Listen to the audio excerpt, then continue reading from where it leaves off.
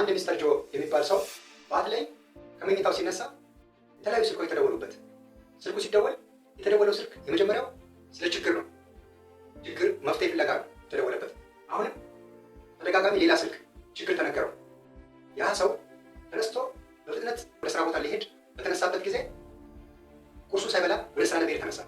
አሁንም ሌላ ስልክ ተደወለ። የተደወለው ስልክ አሁንም ችግር ነው፣ ስለ ችግር ነው የተነገረው እና ተነስቶ ቤተሰቦቹን ተሰናብቶ ወደ ስራ ሊሄድ መኪናውን ሲያስነሳ መኪናው አልነሳ ትለዋለች።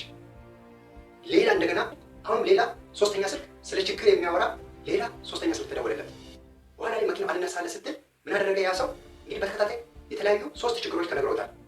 መኪናው አልነሳ ብለዋለች እና ታክሲ ጠርቶ በታክሲ ለመሄድ ሲል አሁንም ታክሲ እየጠበቀ ሌላ 4ኛ ችግር ለየት ያለ ችግር ይነገረዋል እና ታክሲው መጥቶ በታክሲ ውስጥ ይሳፈራል። ታክሲ ተሳፍረው እየሄደ የታክሲ ሾፌር አለቃ ወዴት ላድርሶት ብሎ የታክሲው ሾፌር ተሳፋሪው ወይም ደግሞ 4 የተለያየ ትልልቅ ችግር የተነገረው ሰው ምን አለ? እባክህ ወደ ፈለክበት ቦታ ውሰደኝ ይለዋል። ችግር የሌለበት ቦታ፣ ተግዳሮት የሌለበት ቦታ ላይ የፈለክበት ቦታ ውሰደኛል።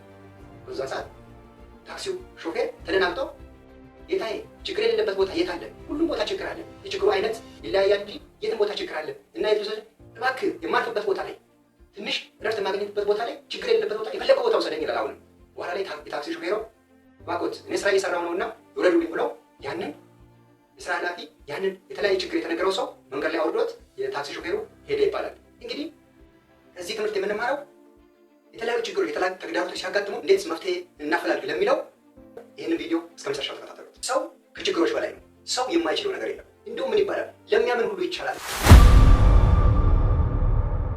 የሰው ልጅ ውስጡን ካጠነከረ ችግር በላይ ነው፣ ከሁኔታ በላይ ነው፣ ከተግዳሮት በላይ ነው። ለዚህ ምን እናድርግ? አንደኛ ላይ ሃይ ኢምፖርታንስ ሃይ አርጀንሲ የሆኑ ስራዎችን እንደ ቅድመ ተከተል ቀድሞ መስራት፣ ይሄ አንደኛው መፍትሄ ነው። በመቀጠልስ ሎው ኢምፖርታንስ ሃይ አርጀንሲ የሆነውን ቀጥለን እንሰራለን ማለት ነው። በሶስተኛ ደረጃስ ሎው ኢምፖርታንስ ሎው አርጀንሲ የሆነውን ስራ እንሰራለን። ይህን ስንል ምንድን ነው? ፈጣን መፍትሄ የሚፈልገውን በቅድሚያ እንሰራለን። የአንደኛው መፍትሄ ነው። ሁለተኛውንስ ጠቀሜታው አነስተኛ ሆነ ግን አስቸኳይ የሆነ ቀጥለን እንሰራለን።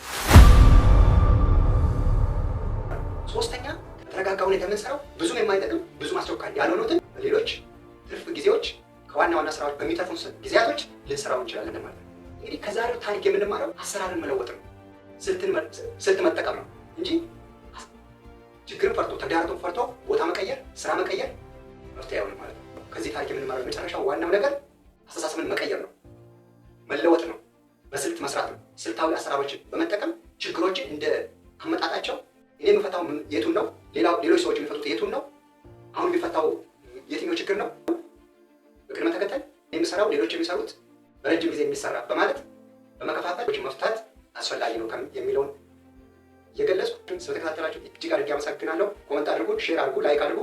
እናንተስ የተለያዩ ችግሮች ሲያጋጥማችሁ እንዴት አድርጋችሁ መፍትሄ ትሰጣላችሁ የሚለውን እየጠየቁ ስለነበረ ጊዜ አመሰግናለሁ።